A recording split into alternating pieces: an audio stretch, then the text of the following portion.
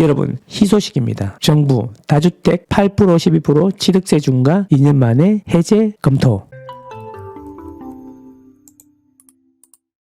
1주택이나 무주택은 선이요, 2주택 이상의 다주택은 악이다. 이런 의미로 중과세 3종 세트가 있는데, 종부세, 취득세, 양도세, 이 3종 세트가 있었는데, 종부세나 양도세 중과는 한시적으로 해제했거나 아니면 해제를 추진하고 있고, 제일 마지막으로 다주택자 취득세 중과를 손을 보려고 하는 것 같습니다. 다주택자들이 집을 살려면 제일 부담되는 게 사실 이거고, 이거를 1억 이하는 또 풀어줌으로 인해서 시장이 비정상적으로 1억 이하로 몰리는 그런 현상이 발생하면서 얼마나 수많은 사람들을 지방 1억 이하로 또 몰아넣었어. 그래서 지금 어떻게 되었어? 지금은 그렇죠. 1주택은 1에서 3%인데 2주택부터는 조정지역인 경우에는 8%, 비조정인 경우에는 1에서 3%죠. 근데 3주택부터는 무조건 12% 아니면 8% 이렇게 된다는 거죠.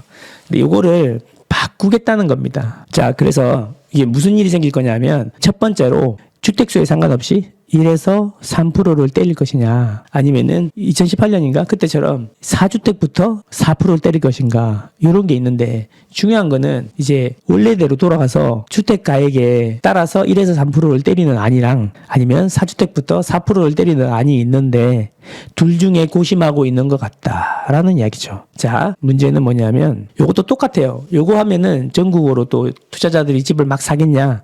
또 아니라는 거죠. 왜 아니냐면, 결국에는 뭐냐면, 이렇게 해서 집을 샀는데 오른다는 확신이 있어야 사는 거 아니겠습니까? 주택시장은 투자자들만 바글바글 하다고 해서 올라가는 게 아니라 실수요자들이 참여를 해야 꽃이 피는 거예요.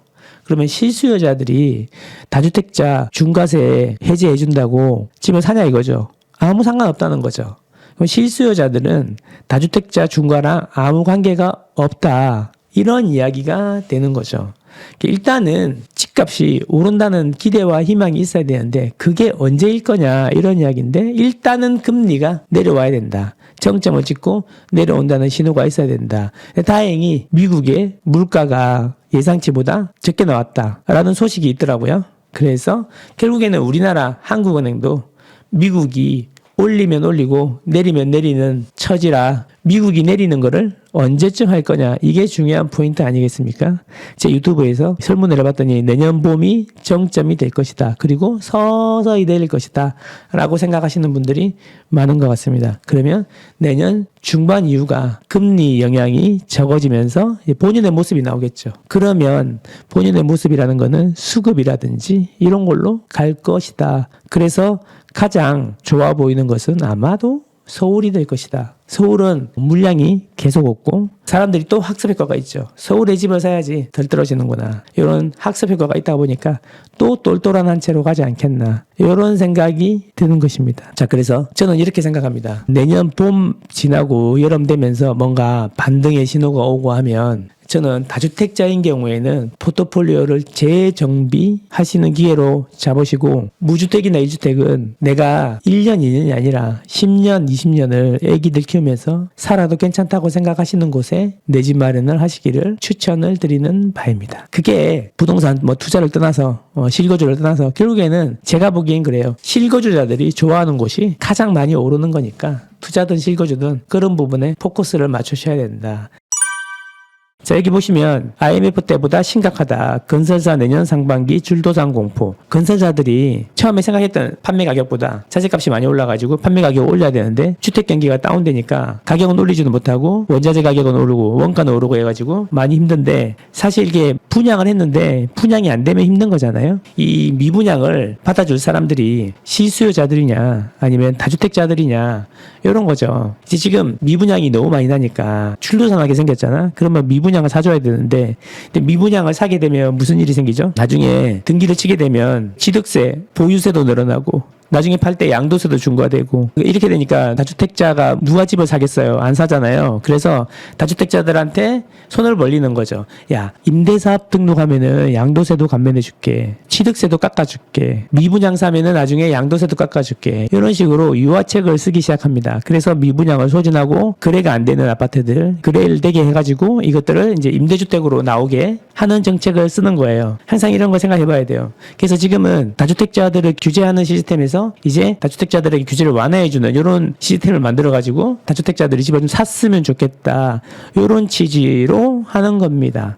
그리고 실수요자들도 집을 사야 되니까 9억 집도 소득 안 따지고 대출해준다. 이런 이야기. 특례보금자리론 실시하면서 9억 집도 소득 안 따지고 대출해준다. 소득을 안 따지는 게 아니고 소득 기준이 없다는 거죠. 1억 초과 이런 거 7천만 원 이하 이런 게 없어진다는 거죠. 다주택자들한테 취득세를 인하해주는 이유는 지방의 미분양이 속출하고 그리고 가격이 너무 떨어지잖아요. 이 너무 떨어지면 투자자들이 좀 사주면 되거든요. 그러니까 투자자들이 사주면 되는데 취득세 때문에 못 사. 그러니까 취득세를 깎아주는 거야. 그리고 취득세를 깎아줘도 막상 사면은 종부세가 나와. 종합부동산세가 많이 나오니까 또 사기가 부담돼. 그래서 종합부동산세도 지금 중과 배제하고 깎아주는 거잖아요. 그리고 마지막으로 양도세 중과도 풀었죠 이미. 계속 풀 것 같긴 한데 그렇게 해줘야지 다주택자가 집을 사는 겁니다. 여러분 정부는 항상 다주택자들한테 손을 벌렸다가 혼을 냈다가 손을 벌렸다가 이렇게 반복을 한다는 겁니다. 반복을 해. 지금처럼 집값이 떨어지면 다주택자들에게 손을 벌리게 돼 있습니다. 그런 부분을 잘 알고 그런 흐름을 아셔야 한다는 거죠. 그리고 제가 12월 28일에 2023년 아파트 시장 전망 특강을 한번 해볼 생각입니다. 온라인으로 진행하고 녹화 방송도 제공할 예정이니까 관심 있으신 분들은 더보기 누르시면 나오니까 거기서 신청해 주시기 바랍니다. 안녕.